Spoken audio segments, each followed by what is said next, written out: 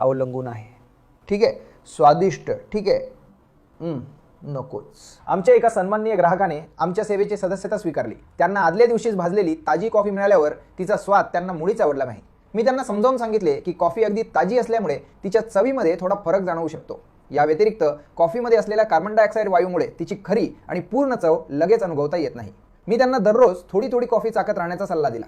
आठवड्याभरातच त्यांनी आम्हाला कळवले की कॉफीचा स्वाद अत्यंत उत्कृष्ट आणि स्वादिष्ट. मी त्याला स्लॅश तिला फक्त एवढंच म्हटलं, 2 आठवडे थांबा. तो दिवस आल्यावर त्यानं तिनं मला सांगितलं की कॉफी त्याला तिला अविश्वसनीय वाटली होती.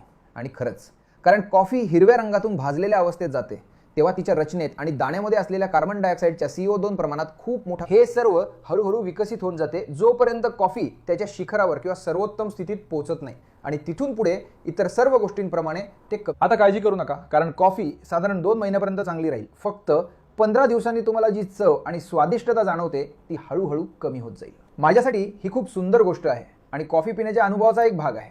पण भाजल्यानंतर ती नक्कीच 6 महिने टिकत नाही. आणि जर ती वेळ निघून गेली तर तुम्ही नेहमी कोल्ड ब्रूसाठी वापरू शकता. अधिक माहितीसाठी मला फॉलो करा.